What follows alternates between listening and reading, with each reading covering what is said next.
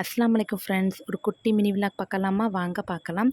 காலையில பிரேக்ஃபாஸ்ட்டுக்கு பிள்ளைங்க வந்து மேகி தான் வாங்கி கேட்டிருந்தாங்க. பையனுக்கும் பொண்ணுக்கும் மேகி வாங்கிட்டு, எனக்கும் அம்மாவுக்கும் நல்லா இஞ்சி தட்டி ஸ்ட்ராங்கா ஒரு டீ போட்டாச்சு.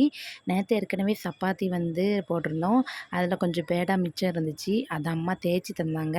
அதை எனக்கும் அம்மாவுக்கும் போட்டு எடுத்துட்டோம்னா நம்ம சாப்பிட்டுக்கலாம். பிள்ளைங்களுக்கு மேகி கிண்டிட்டு அதே அடுப்பில் வந்து தோசைக்கல் போட்டு நான் சப்பாத்தி ஒன் பை ஒன்னாக சுட்டு எடுத்துட்டேன்.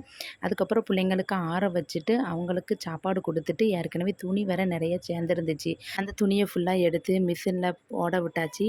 ஏற்கனவே என்கிட்ட இருக்கக்கூடிய மிஷின் வந்து செமி ஆட்டோமேட்டிக் மிஷின் தான்.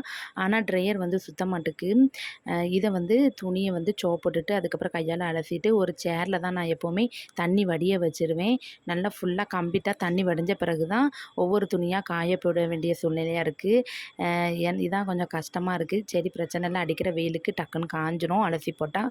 இதை அலசி முடிச்சுட்டு தான் அக்கா பொண்ணுக்கு 1.5 மாத ஊசி வந்து போடணும் தடுப்பூசின்னு பால்வாடிலேருந்து ஃபோன் வந்துச்சு.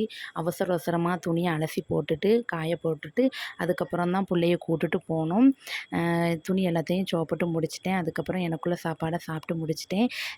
இன்றைக்கி வந்து நம்ம வீட்டில் இஞ்சி சாயா ஊற்றி தான் நான் சாப்பிட்டேன். சாயா ஊற்றி இந்த சப்பாத்தி சாப்பிடுறது ரொம்பவே டேஸ்ட்டாக இருக்கும்.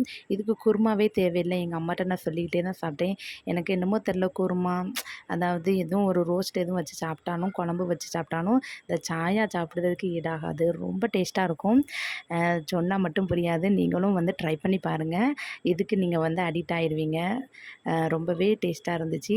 அதுக்கப்புறம் சாப்பிட்டு முடிச்சுட்டு கீழே கடந்த பாத்திரத்தை எல்லாத்தையும் கழுவி வச்சாச்சு. அப்புறம் பிள்ளைக்கு வெந்நி போட்டு கொடுத்தேன். அம்மா வந்து குளிக்க ஊற்றிட்டாங்க. குளிக்க ஊற்றி ரெடியாக இருக்காங்க. பார்க்கவே ஒரு மாதிரி இருக்குது. நம்ம பால்வாடியில் போய் ஊசி போட்ட பிறகு ரொம்ப அழுவாங்க. அதுக்கப்புறம் நானும் அக்காவுமே பக்கத்தில் தான் பால்வாடி, நடந்தே கூட்டு போயாச்சு. அதுக்கப்புறம் பிள்ளைங்க எல்லாமே வந்திருந்தாங்க.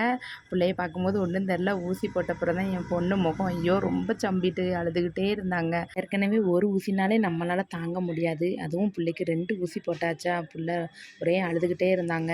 சரி அப்படியே அழாமல் கொஞ்ச நேரம் முன்னாடி வச்சுட்டு அப்படியே வந்து பக்கத்தில் சூப்பர் மார்க்கெட்டுக்கு கூட்டு வந்தாச்சு.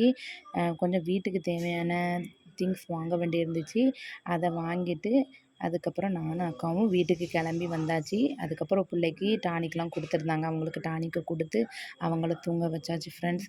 எனக்கு இன்றைய டே இப்படி தான் போச்சு. என்னுடைய சேனல் பிடிச்சிருந்துச்சுன்னா மறக்காமல் சப்ஸ்கிரைப் பண்ணி வச்சுக்கோங்க. நல்லொரு வீடியோவில் உங்களை சந்திக்கிறேன். Okay bye.